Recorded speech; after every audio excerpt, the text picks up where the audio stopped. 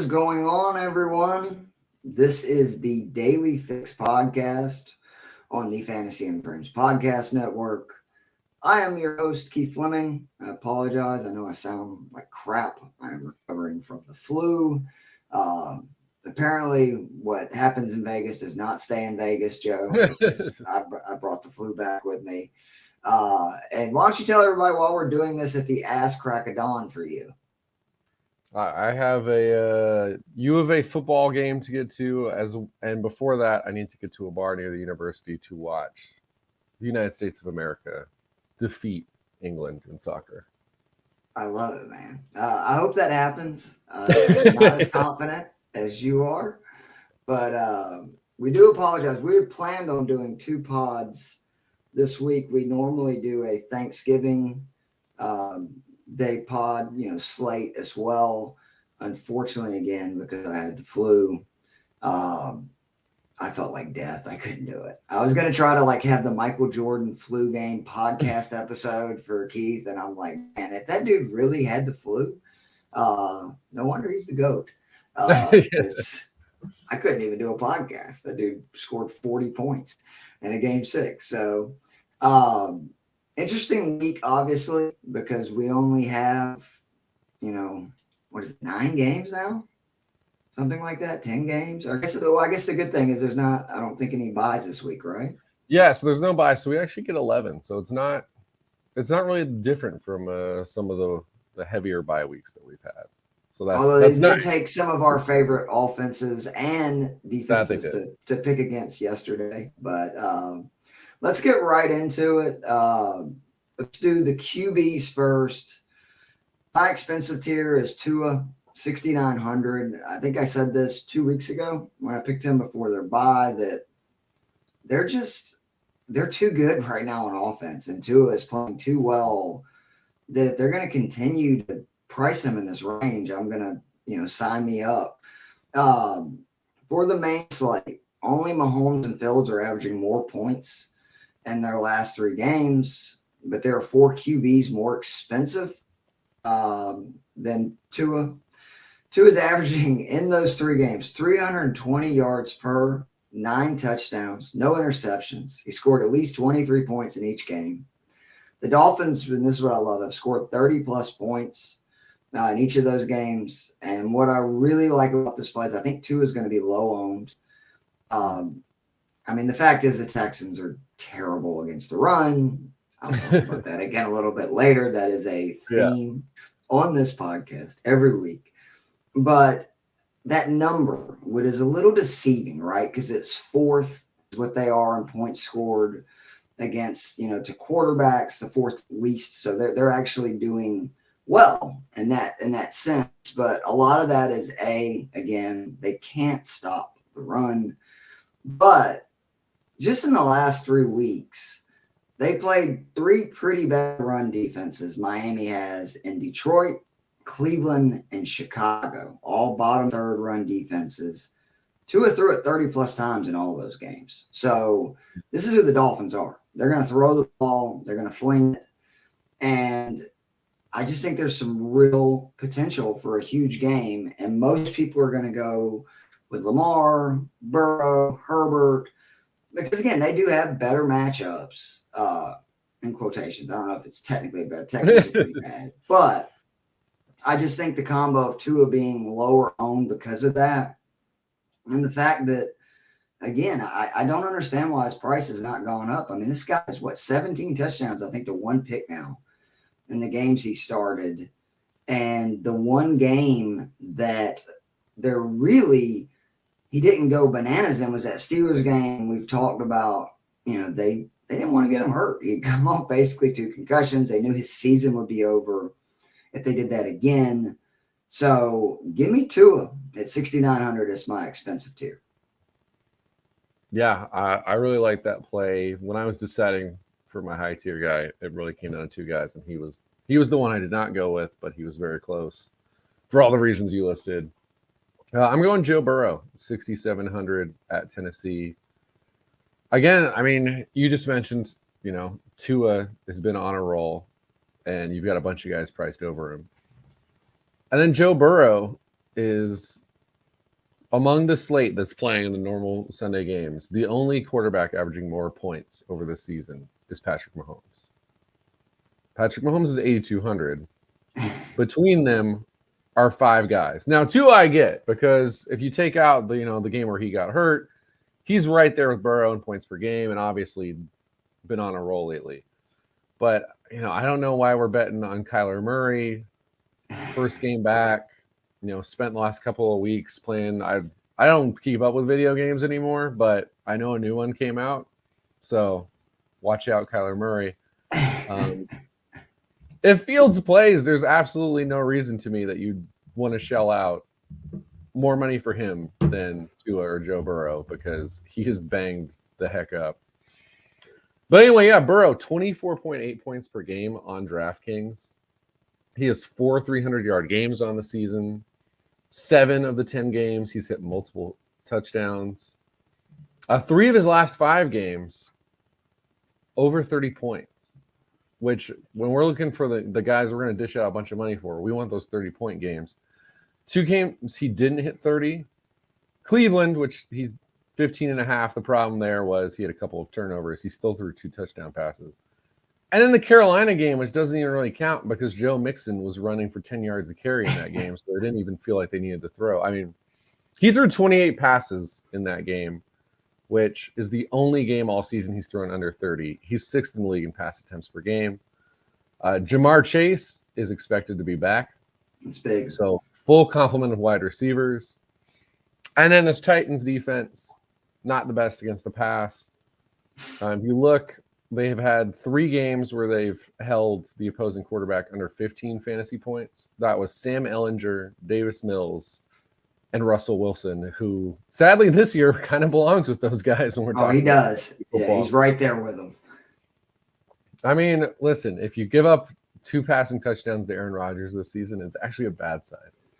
But yeah, I mean, we saw Josh Allen shred this team earlier, 4 touchdowns, 300 yards. They actually had a stretch where they gave up 4 straight 300-yard games earlier in the season, and that included Matt Ryan and Carson Wentz.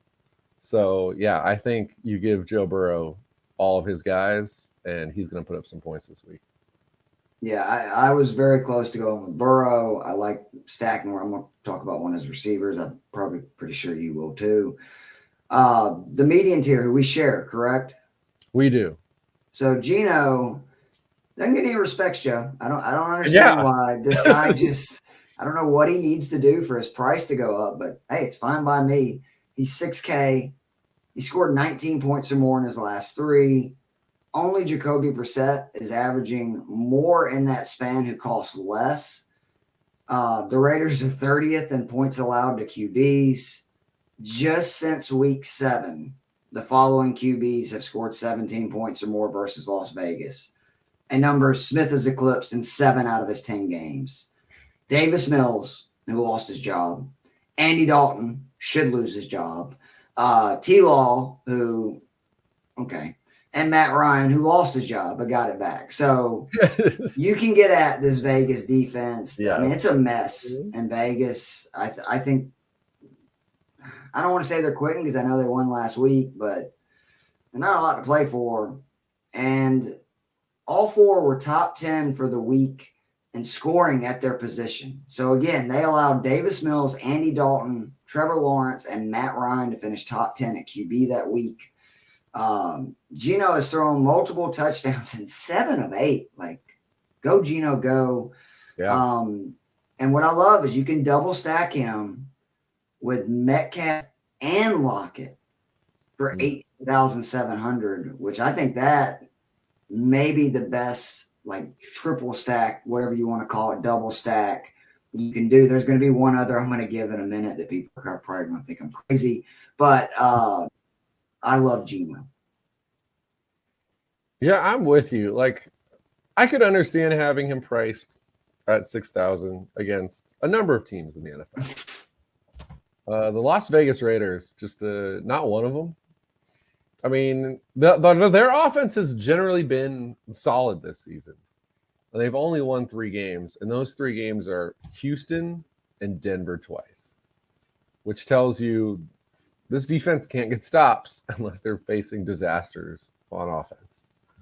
So yeah, I see no reason to go away from Geno here. Like you said, I mean, 4 straight games with multiple passing scores, and I mean, he has 2 games all year where he didn't hit that number, and it's one of those with San Francisco, week 2. So this was the fully healthy San Francisco defense, which when they're fully healthy is probably the best defense. So, and then that weird Arizona game where I was like, let's go all in on this game, and they both teams. You jinxed them. That was just that was a Joe Matz jinx. Was all that was. That was a full jinx. And even in that one, he like ran for 48 yards and didn't totally crap the bed. So yeah, against the Raiders, Geno's good. So roll with him. All right, the bargain. Don't laugh at me, okay? Because I thought about this. Okay, that makes me feel a little better. But I'm gonna go all in with it because we're gonna keep talking about this game. Mike White, 4,900. No, not Mike White, the creator of White Lotus, a show that is near and dear to my heart, but Mike White, the quarterback for the New York Jets. He's taking over for Zach Wilson. I still can't believe what Zach Wilson said when asked if he felt responsible. He said no. I think apparently reports came out. He realized that he cried apologizing to the team because it really was. I think he was probably embarrassed. I mean, these are kids. But last season, it needs to be reminded that White was frisky, like with the Jets in the games he played. In the 4 games that he played, he threw a touchdown in 3 or 4, including a 28-point performance versus Cincinnati. The Bears are not great against the pass by any means.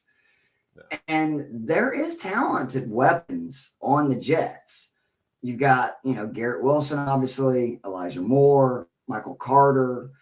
And I think he's a flyer at this price that's really worth taking a chance, particularly, and I'm going to get into a little bit later with Michael Carter or either Elijah Moore or Garrett Wilson. Just to give you a spoiler on Carter, Carter caught like 30 passes in the 4 games that he played with Mike White. Elijah Moore had some of his best games with Mike White.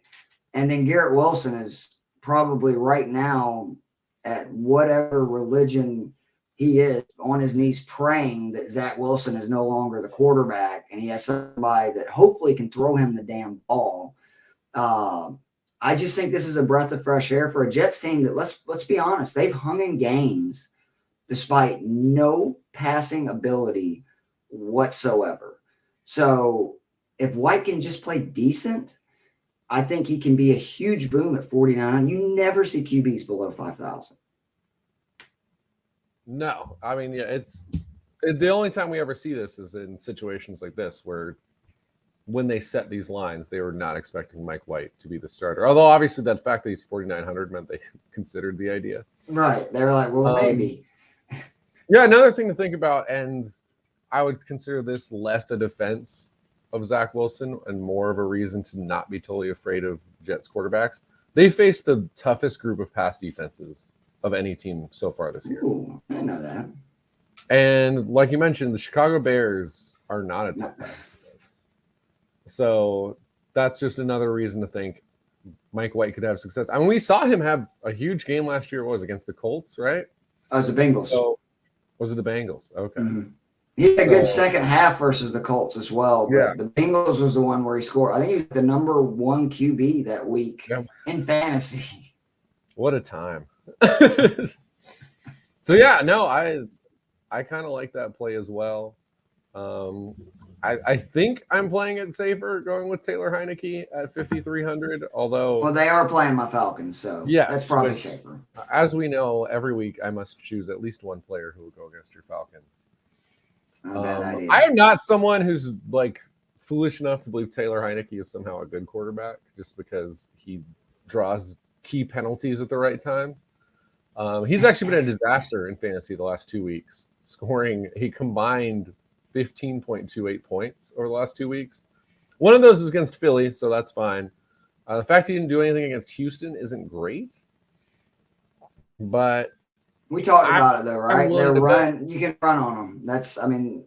Don't blame. Yeah, that was the primary thing they're doing. He has not thrown 30 passes in the last 3 weeks. I think that changes in this game because I believe your Falcons are going to keep this a game the whole way. I think I actually picked you guys in our weekly pool, which we'll see how that goes. We'll see how that goes. But I mean, my main thing is, listen, again, it's the Falcons. Falcons are 24th against QBs on DraftKings, which is bad. But keep in mind that in the last 4 weeks, they've played the Panthers twice. So if you're 24th now, after playing we hadn't had a murderous row of QBs. Like, we played Herbert, but really outside of that, I mean, it's like Jimmy G, Jacoby right? Like Fields ran for 85 Walker. yards and a touchdown, but he only threw 21 passes, and that was the most recent game. So yeah, when you really look, Jimmy G, 2 touchdowns, almost 300 yards. Jacoby had a good game. Yeah, Jacoby had a good game. Obviously, it's a risk. I would much rather play Geno at 6,000 because we think that's a great value. But I mean, we're going to get into it in the receivers in a bit. But you and I are both very high on Terry McLaurin this week. Oh yeah. So if we're high on McLaurin, I think it's reasonable to say Taylor Heineke could be a good value at 5,300. Yeah, anytime good value versus the Falcons is almost a given. So no disagreement there. The running backs, back to Seattle. Give me Kenneth Walker, 6,900 versus Vegas. He's averaging over 20 points per game his last 5 starts. He's arguably the best pure rusher in football right now. He's top 10 in yards created per touch, juke rate, evading tackles, breakaway runs, breakaway run rates, and total touchdowns. But why I love him so much this week at this price is his recent uptick in the passing game. After seeing 12 targets in his first 7 games of action, he's seen 12 targets in his last 2 games. He has more receptions, 9, and receiving yards, 75 in those 2 games than the previous 7.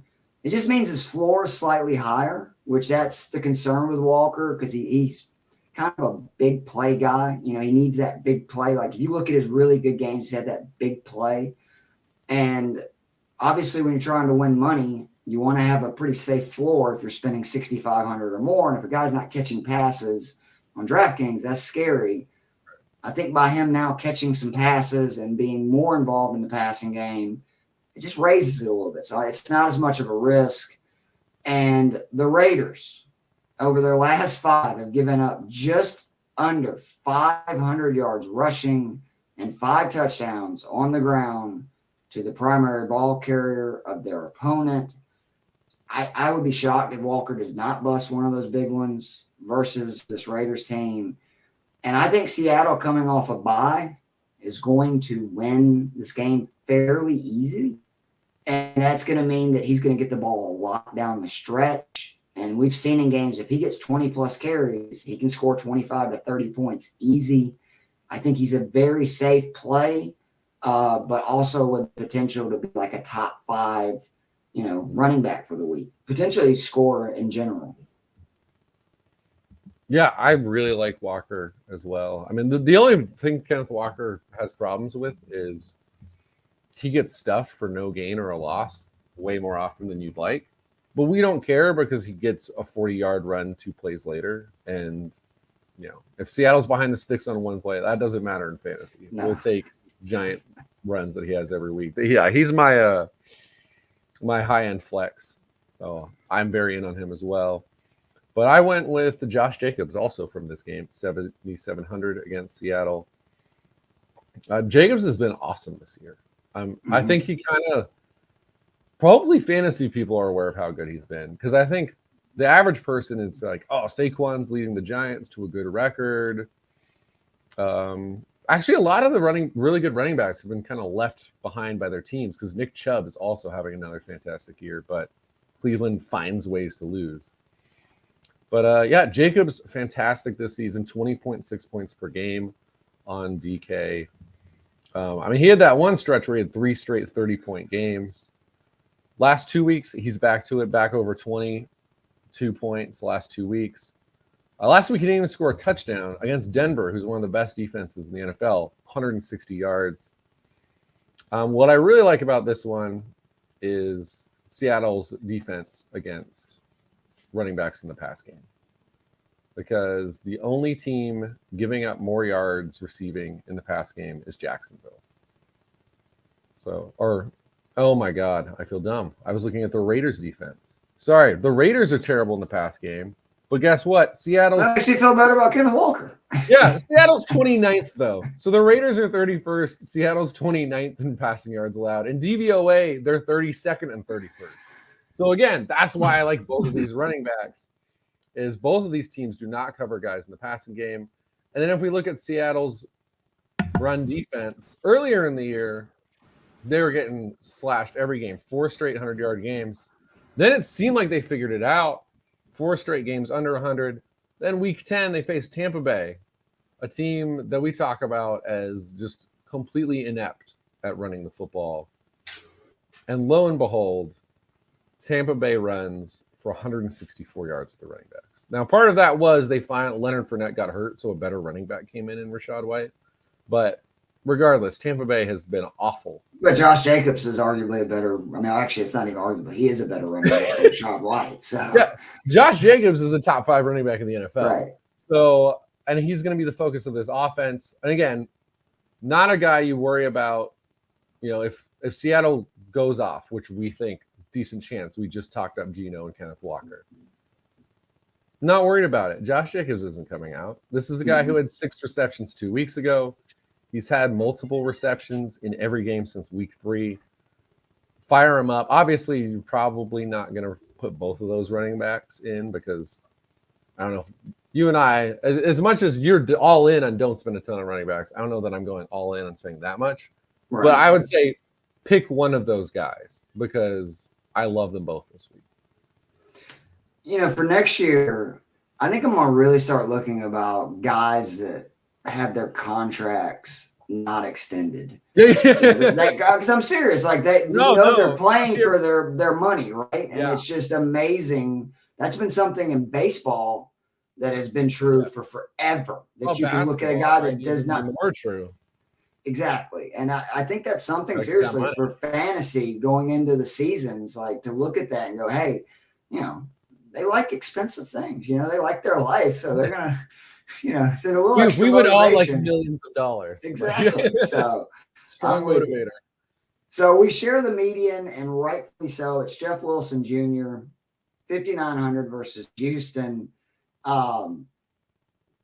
I don't even have to get into Houston again, but just let's start with Wilson. And Wilson's 2 games in Miami, he scored 41 points. More importantly, he's out-touched Raheem Mostert in both. Yeah. And he's facing Houston. They can't stop the run. Last week, they allowed 120 yards on the ground to Washington's 2 backs. They've allowed 30-plus points to opposing starting running backs in half their games. And because of the timeshare between Mostert and Wilson and the fact that I think Tua is going to do plenty of damage as well, I'm not going to say Wilson is a must play at this price. Like, I think he's just outside of that. Like, you know, you'll hear me most weeks be like, you got to play this guy. Like, he has to be in every lineup. However, I will say that he's close. I mean, he's top 10 in yards per touch, breakaway runway rate, and most impressively, breakaway runs, where he's 4th with 11 of them, despite really only being a primary ball carrier in, 2 games? And after that, he's been in a timeshare. So if you're telling me he's going to see 10 to 15 touches, which he should, against this D, he could easily repeat the performance that he put up against an equally awful run defense in Cleveland before the bye, where he scored 25 points. And he's only $400 more. So actually, I'm going to go ahead and say, he should be probably in most of your lineups. You're not going to get a better matchup. We talk about it every week. I mean, Houston is literally basically a friend of the pod. Their run defense is at this point, at least a friend to our wallets. So, I mean, Jeff Wilson, just let him go. Do you like Mostert too? Or do you just think Wilson is definitely the better play? Because he's only a few hundred more. It's a $200 difference. Yeah, that price range. I don't think I can argue for where what I will say though is you wouldn't be crazy to just go with both.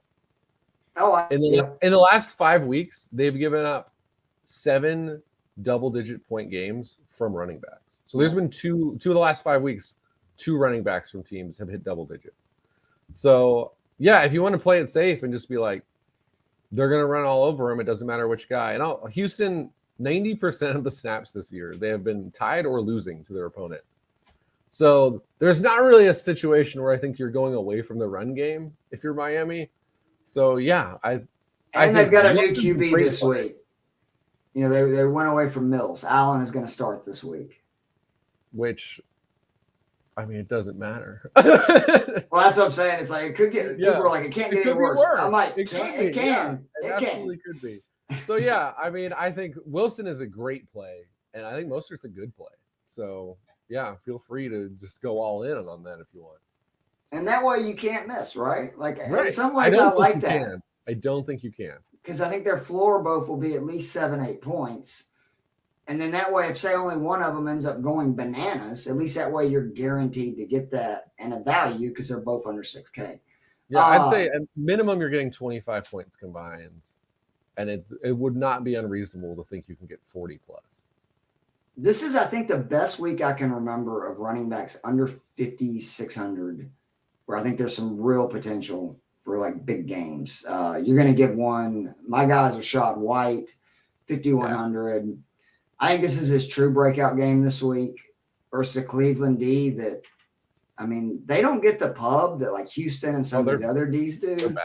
They're terrible. I mean, Fournette exited the London game in the 4th, leading to White out touching him for the first time this season.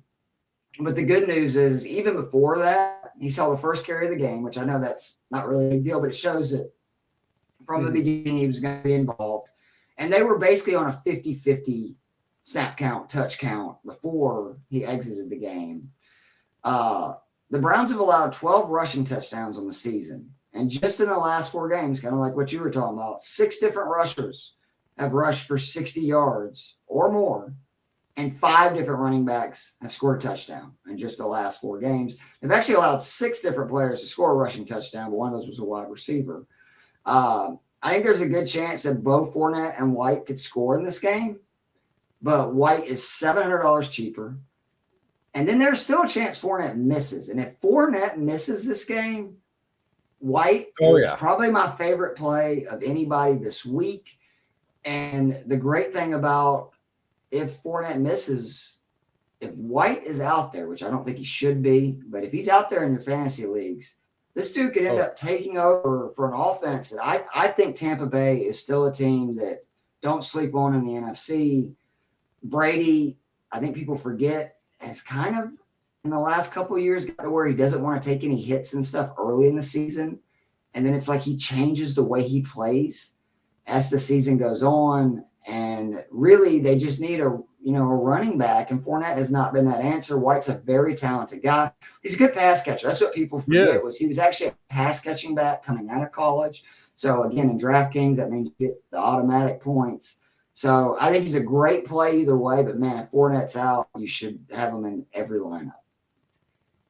Yeah, I'm 100% with you on that. If we knew Fournette was not going to play, he would be my play as well.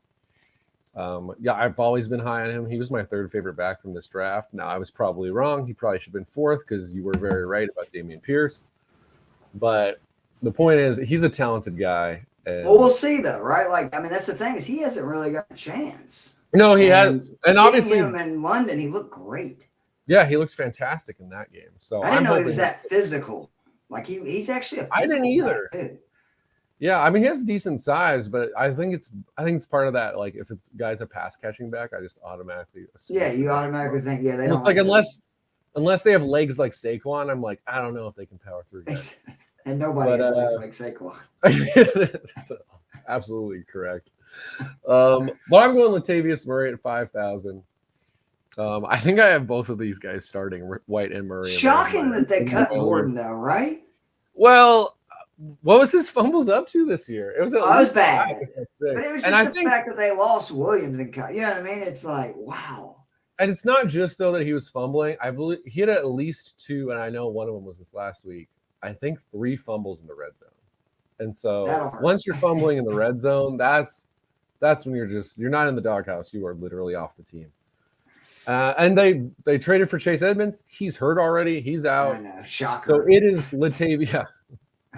Sorry, Chase Edmonds. But yeah, so it's Latavius Murray's backfield, and they're playing Carolina because listen, we know this Denver offense is not good. We should not have much faith in this Denver offense, but their defense is still good. They're playing Sam Darnold, who's back. That probably You've doesn't seen matter. the stat, right, with them that if they would score, I think it's 18 points or more, they would be 8-2 on the season. Right. The defense is good, although I guess last week they weren't great. But yeah, this is a very good defense, and I believe the lowest scoring offense in the NFL. But against Carolina, I'm assuming they're working from a lead or at least a tie throughout this entire game. I mean, just fire Hackett on the spot if they lose to Carolina. But yeah, this Carolina defense, not terrible, but they get worn down over the course of games because they're out there a lot. Mm-hmm. I mean, again, 200 yards given up to the Bengals running backs, which was primarily Joe Mixon.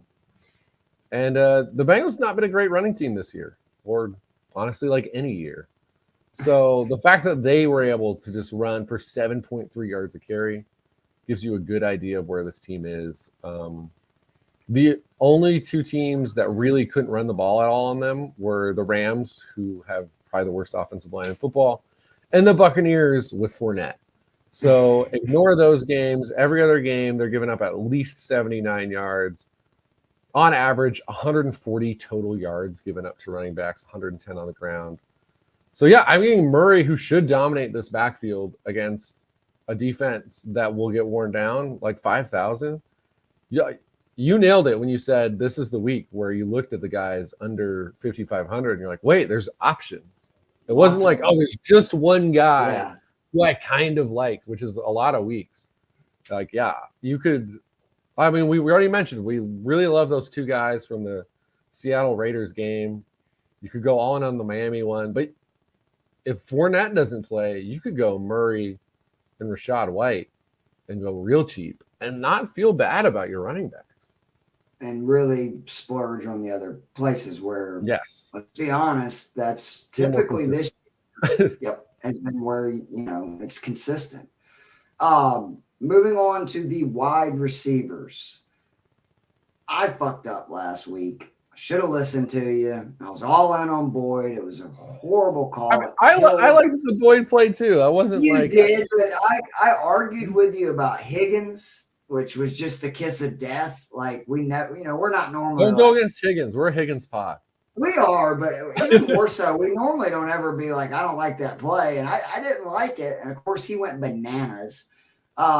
He's 6,900 at Tennessee. He scored double figures in his last 8. And I like this play a lot if Chase does return this week. Mm-hmm. And I love it even more if he doesn't, because Higgins had his biggest game of the year last week and his price went down. And it's because Chase is expected to play. But even if Chase does play, I mean, don't you find it hard to believe that they're going to give him a ton of action first week back? Like, I mean, I think it's going to be, obviously we need to get him involved, but we don't want to, have a setback or get him re-injured when this is a team that has obviously Super Bowl aspirations. And this is a Titans D that, man, they are a treasure trove to the passing game. Higgins is top 20 in target accuracy, yards per route run, and yards per target. The Titans have given up 5 touchdowns or 30 yards or more on the season, and 19 different receivers have a reception of 30 yards or more versus this defense. And I love saying it whenever I can. De'Ami Brown. Against this Titans D, you called it. He had, 3 receptions, 120 yards, 2 touchdowns. I think that Higgins has at least one big play. I think Chase has a great chance to have a big play, but it's just Chase for that price and the fact that he's coming back. I think it's too risky to where I would be shocked if Higgins doesn't have 15 points or more. And I think that there's a chance, especially with Chase coming back and that being the guy that everybody knows. That's who you've got to zone in on, there's a chance Higgins has that monster game we've been waiting for. And I mean, he did last year, he had some like 30-plus point games. I think we could see that this week versus Titans T, because he is a big play machine. Hasn't seen a lot of that this year, but against this Titans D, I think that changes. Obviously, I will never argue against he can play, because he's come through too many times. Obviously, yeah. I actually don't have any Bengals receivers listed, even though I went with Joe Burrow. But yeah, it's safe to say I like all of them this week. I know on a PFF, Except Tyler Boyd's dead to me. I mean, PFF has him as the third biggest advantage. Yeah, he had the fourth one last week, Joe. He pissed me off. He really killed a lot of lineups for me. All three guys on that ranking are graded at a 76 or above, so they're all in strong position according to PFF, which is, again, not a surprise because the Titans have been bad against the pass. They're trash. I'm going with the guy that you've hit a lot this year and strong effect. That's DeAndre Hopkins. 7,700 against the Chargers. Because Kyler's back, right? Kyler is back. That's he is practicing. Yep. And it's not even like things went terribly without Kyler, because Hopkins, 4 out of 5 games, he's seen 12 or more targets. So the last 2 weeks without him, 14 targets. So he got 10 receptions, 98 yards. Then 12 targets, 9 receptions, 91 yards.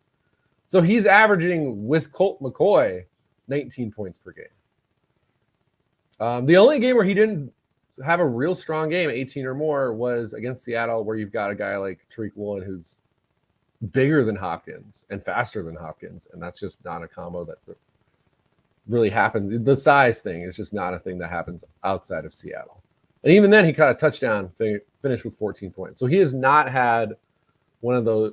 There's never been that little snowflake freezing icon against DeAndre Hopkins in the 5 games he's played this year. And those first 2 with Kyler, 23 and 36.9. So, yeah, the ceiling's high. Chargers corner has been a disappointment. I don't know if J.C. Jackson is hurt or if they've just totally benched him at this point, because it's been shocking how bad he's been. I think he's like the lowest graded corner on PFF. It's something horrific. Something's going on, though. Don't you think? Like, that's one of those deals. There's got to be something going on in his personal life. I mean, part of it is just fall off a cliff like that. Part of it is just he's not with Bill Belichick anymore, because there actually is a history of guys who leave Belichick on defense. And then, like, look at all their corners this year. They were supposed to drop off because, they lost their lead corner. And it's like, this is the top. Going into yesterday, it was like the best defense by DVOA against the pass. That might have changed because Justin Jefferson's awesome.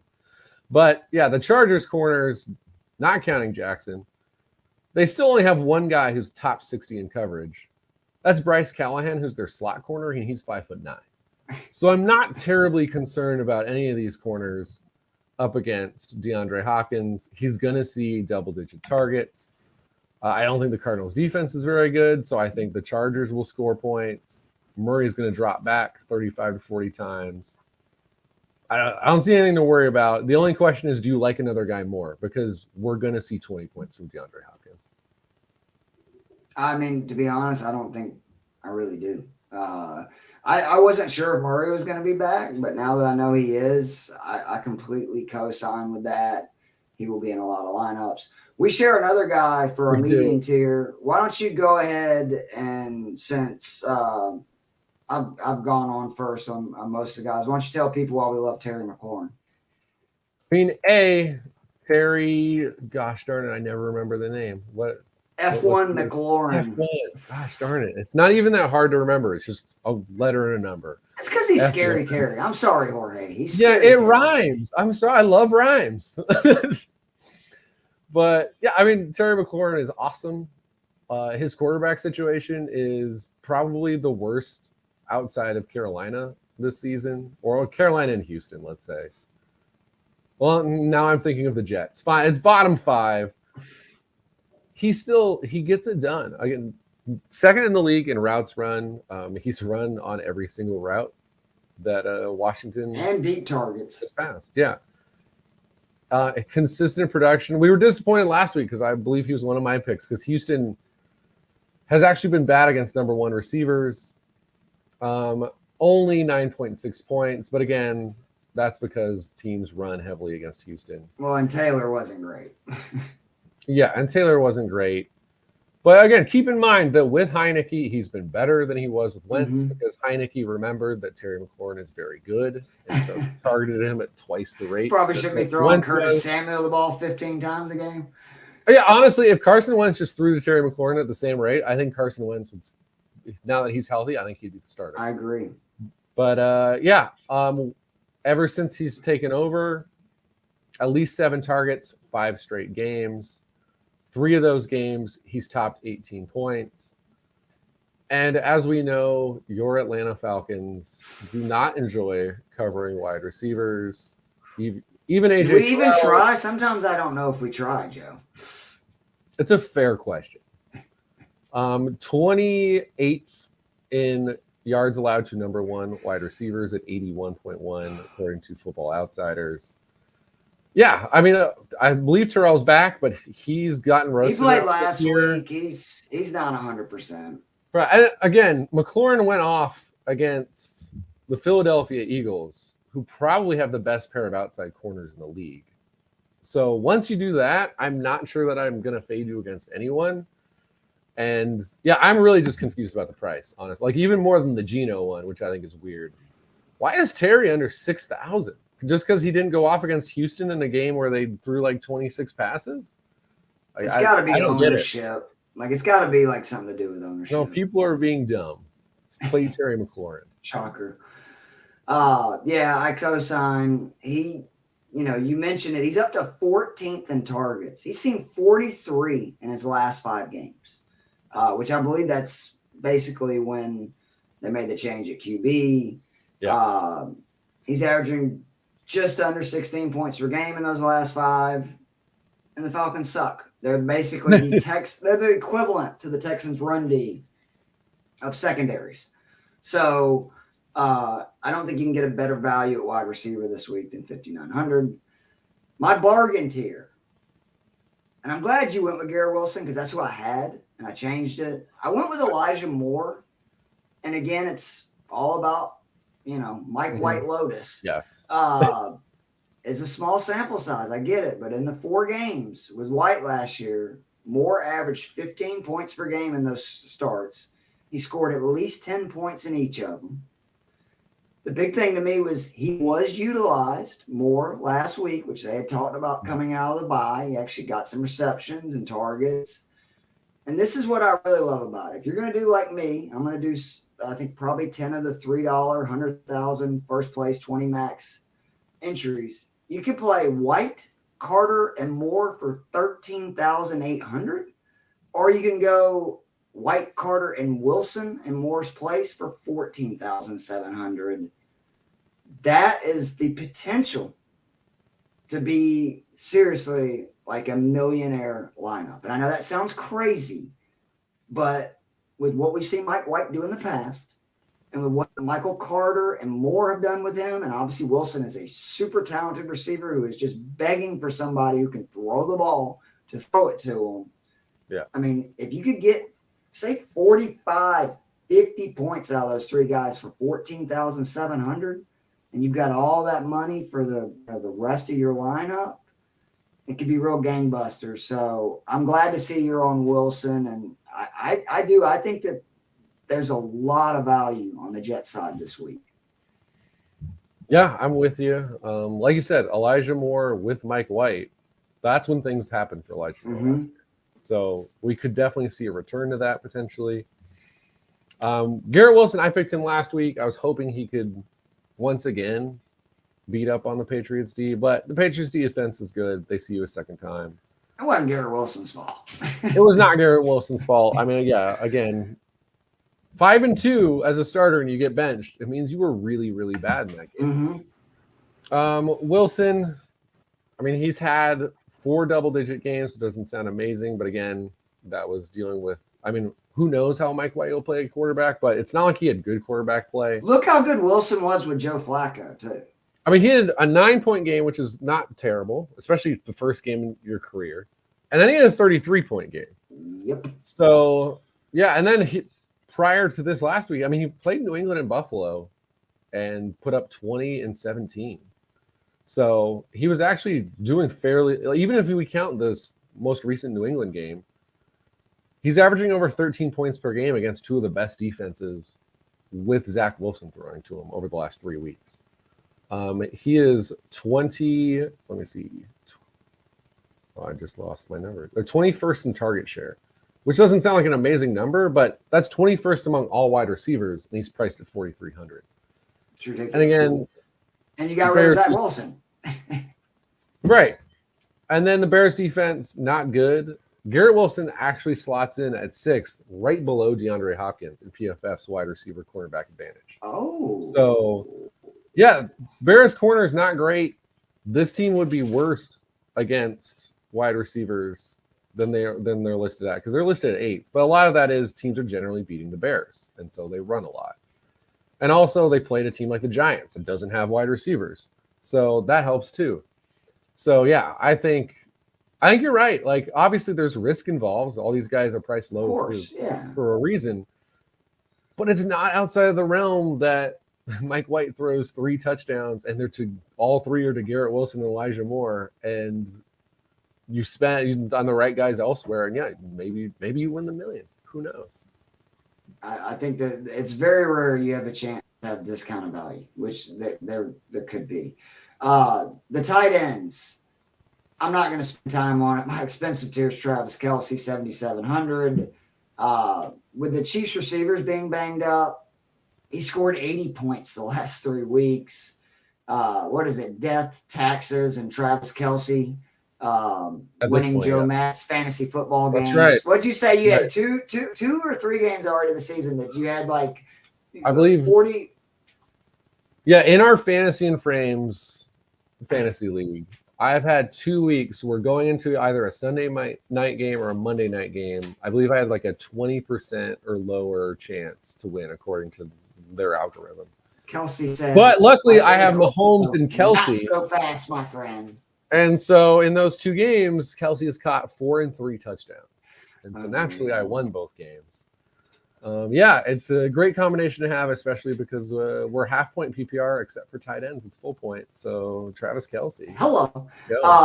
I do want to also say the big thing I like about Kelce this week, at 7,700, I think he is the best receiver, period, at the price range. Mm-hmm. And I would rather spend the 7,700 on Kelce, even over Hopkins, Higgins, any of those guys. I just think that it's the most guaranteed thing. Hardman is on IR. We still don't know if Schuster's going to play. They're really banged. Tony's, of course, banged up again. I just think that, Kelce is about the most consistent thing in football. And really 7,700 to me, I don't understand why he's not more expensive. Because, again, if he was a wide receiver putting up those numbers, I guarantee he would be in the Cooper Kupp, Justin Jefferson range. So Kelce's my expensive tier. Who you got, buddy? Oh, you co-signed it. Yeah, I am also riding with Travis Kelce because I don't know, why wouldn't you? Like you said, the whole thing when you look at the expensive tight ends, because we don't necessarily, most of the time we're not like excited to spend a bunch of money at tight end because we want to spend it elsewhere. But like you said, you just compare them to what am I going to get at wide receiver or running back that is comparable. And I think Hopkins is close because he's also a target monster. But the fact is Kansas City's offense is just, they have Mahomes. They have Andy Reid. They're better than especially if you have Cliff Kingsbury versus Andy Reid. Good Lord. So, yeah, Travis Kelce. I'm not concerned about the Rams being 10th against tight ends. Doesn't matter at all. Travis Kelce's good. I know PFF said this was their second. Not even a tight end, really, when you get it. Yeah. Unless a team's first or second against tight ends, then maybe I go, I still don't care. Because he smoked the Bills this year, and the Bills are legit great against tight ends. So Travis Kelce, fire him up, 7,700. All right, median. David Njoku, 3,600. It looks like he's going to play this week.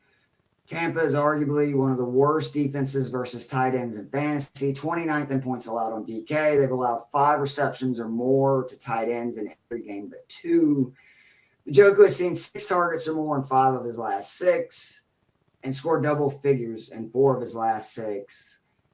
And we'll see what happens with Watson. Everybody seems to think that that's going to add value to everybody. I disagree with that. I name me the tight end in Houston that did really well when Watson was there.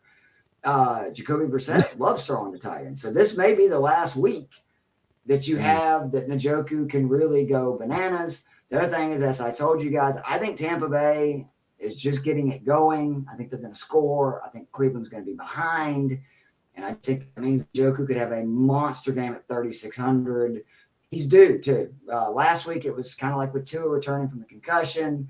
You know, they just wanted to make sure that he got through the game. He did. I expect him to have a big game at 3,600 versus Tampa. Yeah, I like that. I mean, he's good. Like you said, Jacoby likes tight ends. Yeah, I mean, that Cleveland offense has been good under Brissett. Like, it's that defense is that bad. If you could just swap Cleveland into Denver, the offenses, one of those teams would be easily the worst team in the NFL, and the other would be a true contender. So sadly, we cannot do that. But my mid tier, it's a little expensive for a tight end, if we're being honest, for mid tier. But it's Gerald Everett, 4,400 against Arizona. I believe, is Mike Williams out, or is he just questionable at this point? Who knows? If I had to bet, he's not going to play. But I don't think it matters because he's questionable. Arizona is tight ends. Yeah, he's questionable, but has not practiced this week. So my guess is Mike Williams probably does not play, which is helpful. But yeah, to your point, the point I make, I think like literally every week, Arizona Cardinals cannot defend tight ends. They're dead last against tight ends in yards allowed. They are dead last in targets allowed. And I think I repeat this every week, but that's because every week we add another week of evidence to how bad they are. There are 3 weeks where they did not give up at least 68 yards to opposing tight ends. One of those is against the Panthers, who are terrible. And sorry, Tommy Tremble. I don't think you'd be good with a good quarterback. The other 2 weeks, they didn't give up a lot of yards to the Saints and the Vikings, but they gave up 4 touchdowns. So again, you're either getting yards or touchdowns, or you're getting both because they're awful. Gerald Everett's pretty good. Justin Herbert is very good. Every week I'm targeting this offense. Well, whatever price tier the guy is in, I'm interested. It doesn't matter who it is. So yeah, play Gerald Everett.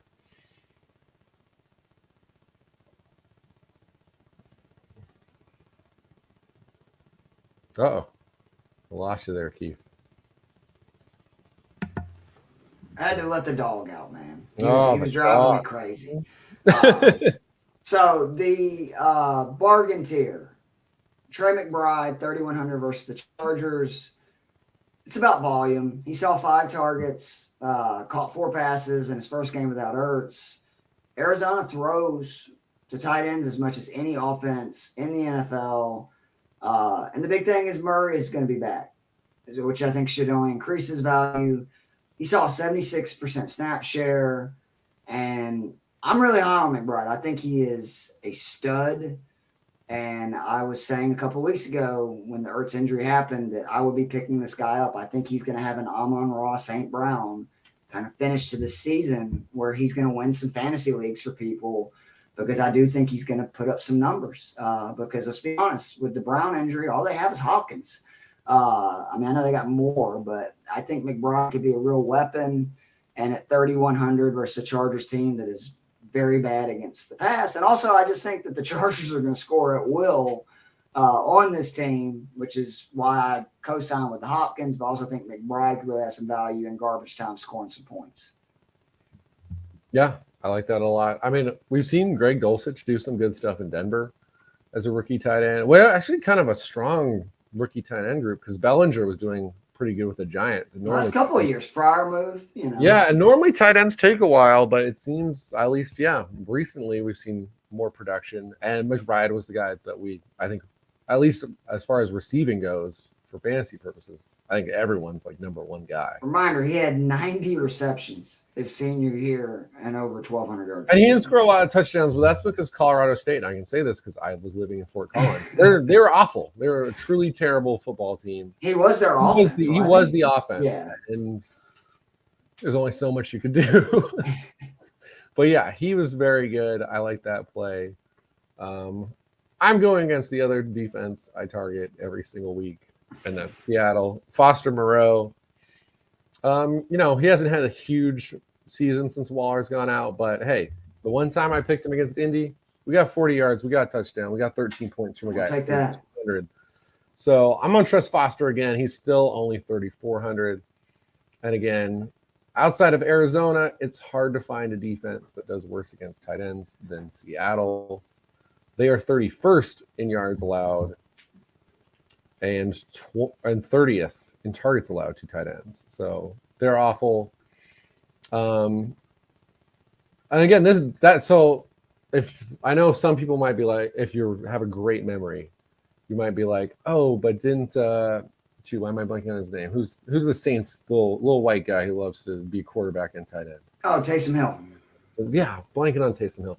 Taysom Hill had 112 rushing yards and 3 touchdowns, which, if you're counting that as tight end production, obviously that seems out of whack. But again, I just listed targets and receiving yards.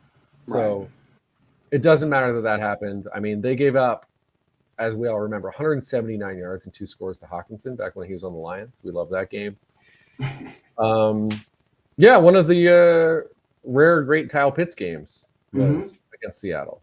So R.I.P. Kyle Pitts for the season. Yeah, R.I.P. Kyle Pitts. But yeah, this defense cannot cover tight ends. Foster Moreau is out there every play because Darren Waller's out. Go with it. And we think Seattle's going to roll. So yeah, we think Seattle's going to score a lot of points. So that doesn't hurt either.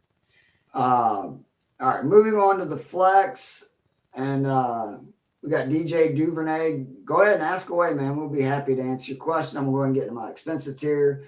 I got Christian Kirk, 6,500 versus Baltimore. He's all the way back up to 6,500, coming off a 4-game stretch where he's seen 38 targets, caught 27 passes, 3 touchdowns, just over 80 fantasy points. The Ravens have been much better on D. I think that people have not talked about that enough. I mean, remember, this was a historically bad secondary the first few weeks. We were thinking that we had found one of those defenses you can just pick on week in and week out. But you can still throw on them. Let's not act like they're unstoppable now. And what I love most about Kirk is he's the 11th most expensive wide receiver in the main slate Sunday, but he's 10th in targets, 10th in receptions, 4th in red zone targets, which that just keeps holding, which is shocking. 3rd in touchdowns and 4th in dominator rating. I think he's undervalued. He's caught 7 or more passes in 3 or 4. I just think that he and Lawrence seemed to finally be on that page. They had a really good start to the season. There was a kind of a middle stretch where it was a little weak. Well, now we're looking at I think it's 7 out of the 11 games. He scored 15 points or more. Yeah. And for 6,500, and now he's had some games of 25 or more, so there's that boom potential as well. I love Christian Kirk. He's nervous about Saquon. You are the resident Saquon, Giants fan. Are you nervous about Saquon moving forward? I'm not. I would say a tiny bit. He hasn't looked, total 100%. Although, to be fair, I think there's not a lot of guys, especially at running back, who look full 100% the entire season. There's going to be ebbs and flows. Added a game. Probably my biggest concern is just I think the schedule is tougher down the stretch. I've obviously hoped that we beat Washington because that's going to decide whether we make the playoffs in the next 3 weeks. Play them twice, but that's a good defensive line in Washington, and I mean I think you kind of saw where against Detroit went all in on stopping Saquon and actually succeeded, and we came out yesterday. I believe we opened up with 5 straight passes, or it might have even been 7, or maybe it was 7 plays without giving Saquon a carry, because we knew teams are going to key on him. So I think the question is, will we have enough success when we do use Saquon as a decoy to allow him to then have more success going forward? But I also would say, the offensive line should get healthier, hopefully down the stretch. We're missing a number of starters there. So you get Evan Neal back. Are you a little disappointed they hadn't used him in the passing game more? Yeah, and then the key play yesterday was actually 4th down 1 point. We go for it at midfield, and if anyone's seen, the little graphics they do where it maps out where everyone is on the field. Right. If Daniel Jones throws a good pass on that play, there's a reasonable chance Saquon Barkley was going to have a 55-yard receiving touchdown. But he threw it behind him, and then Saquon, to make matters worse, dropped it and didn't convert. Right. But yeah, I agree. I think as creative as this coaching staff has been on offense, and I think they have been, they still haven't totally figured out the Saquon and the receiving game bit, which he's a great receiver. Yeah, he is. So I would say I'm a little bit concerned, but I mean, am I ever not starting Saquon? No. I mean, he's going to get the volume, right, no matter what the rest of the way. And I think the vast majority of the leagues, goal line, you're carries, also, all that stuff. like his usage is still going to be high. And you're past the trade deadline in most leagues. So that the only thing I would ever consider with Saquon is maybe you can find some value somewhere else. But if you're past the trade deadline, I wouldn't worry about it because there's no point to. He's either going to be awesome or he'll be okay.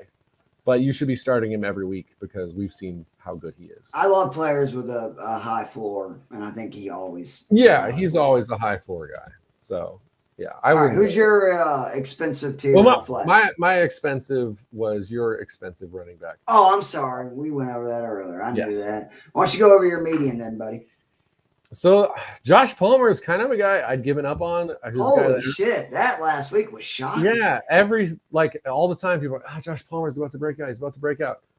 2 of the last 3 weeks, 100 yards and 8 receptions. Like, oh my God. Who knew he needed Keenan Allen to come back? It was like the opposite of what everybody expected. 2 touchdowns. Because, honestly, 3 of those last 4 weeks, he scored at least 14, which for a guy in the mid 5,000s will always take.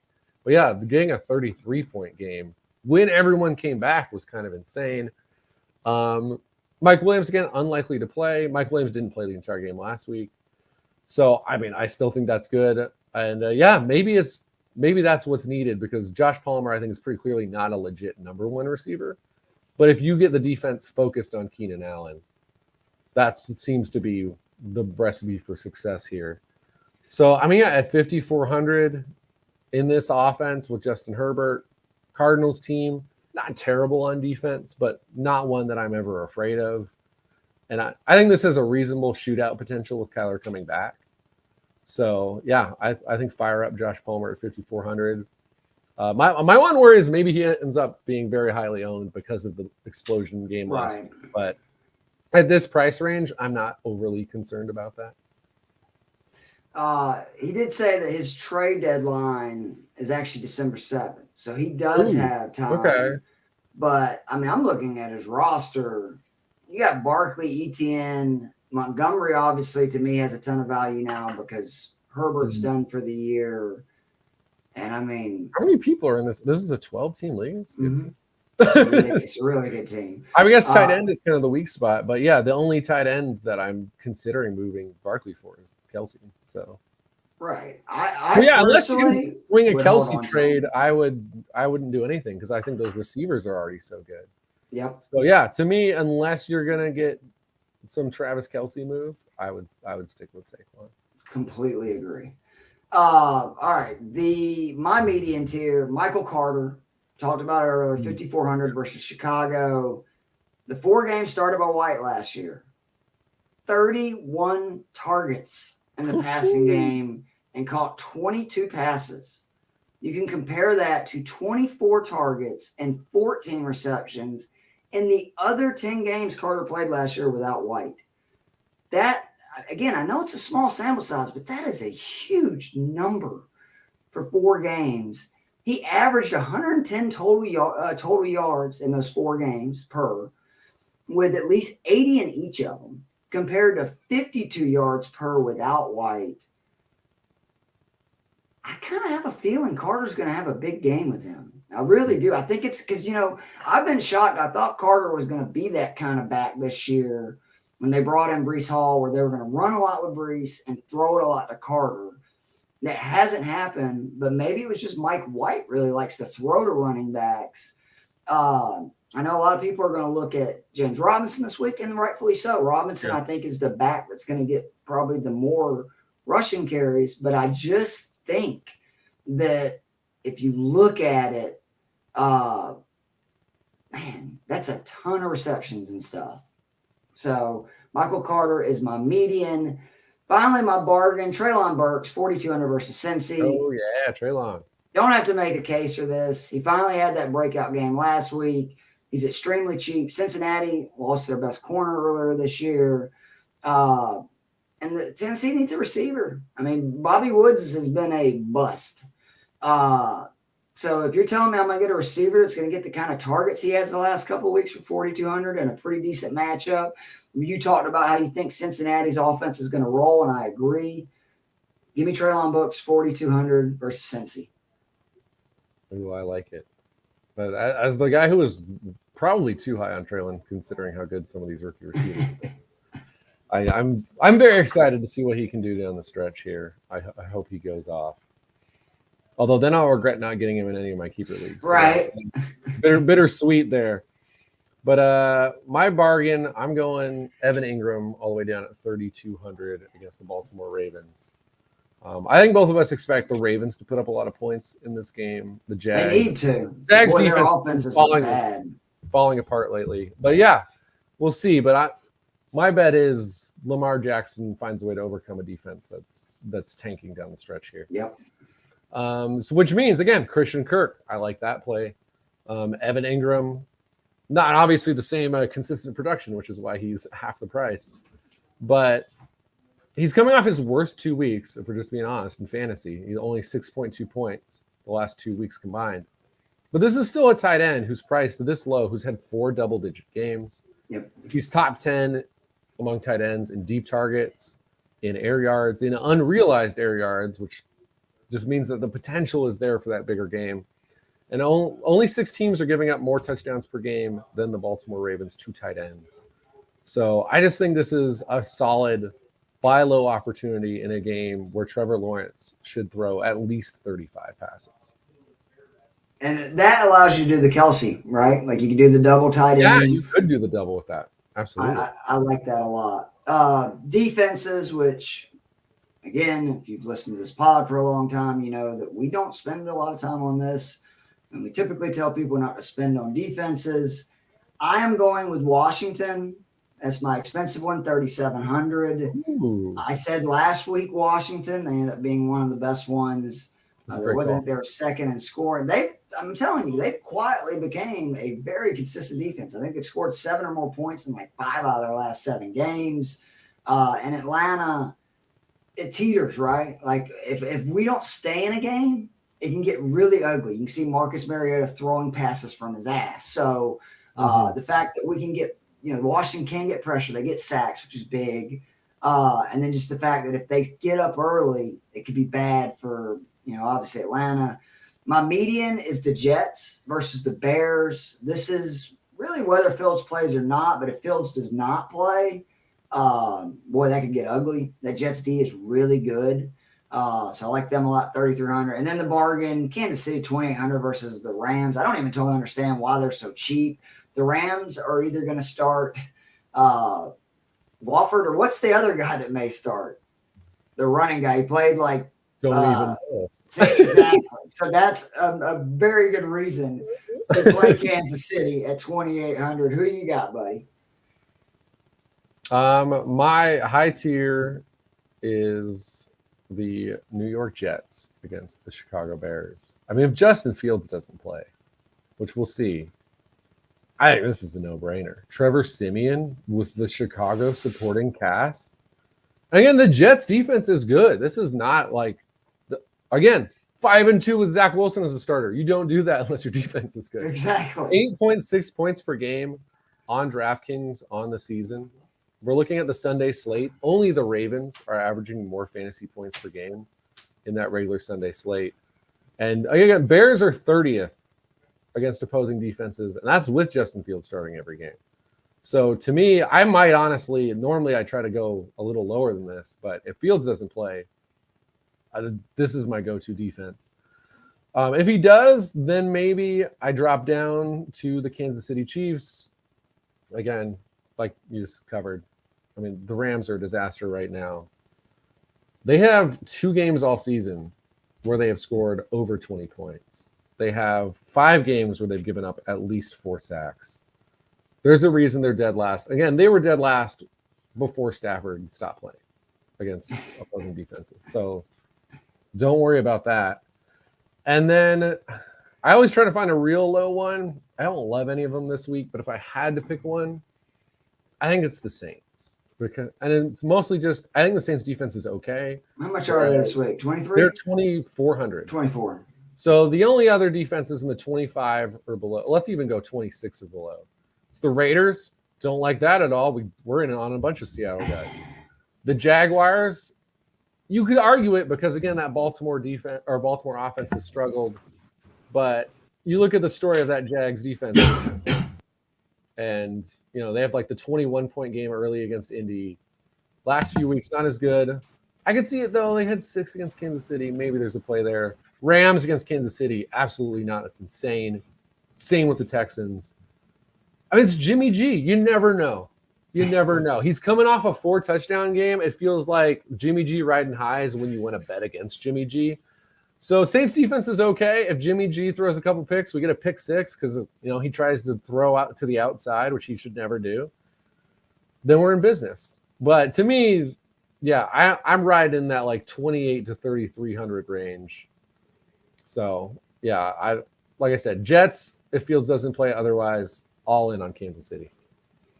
All right. Well, I hope I left you plenty of time to find a spot in the bar. That's right. To root for the USA. I hope that everyone listening had a great Thanksgiving with the ones that you love.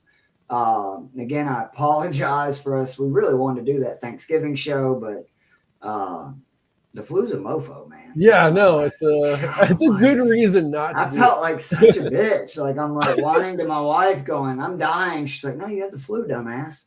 That's how I am every time I get sick. Like it's awful. If I have like normal pain for something, I'm like, I can tough this out. And then I get sick and I'm just like, I'm a little baby. So I get it. Next week, really excited. Joe Pepe will be on the show, writes for Dynasty Pros, or excuse me, Fantasy Pros. I am very excited to have him come on with us. We really appreciate him doing that. Be sure to check out all the great content on Fantasy and Frames right now. And we're going to try to finish the season strong. So we appreciate you guys' support. Daily Fix, Week 12. We'll see you guys soon if I can find the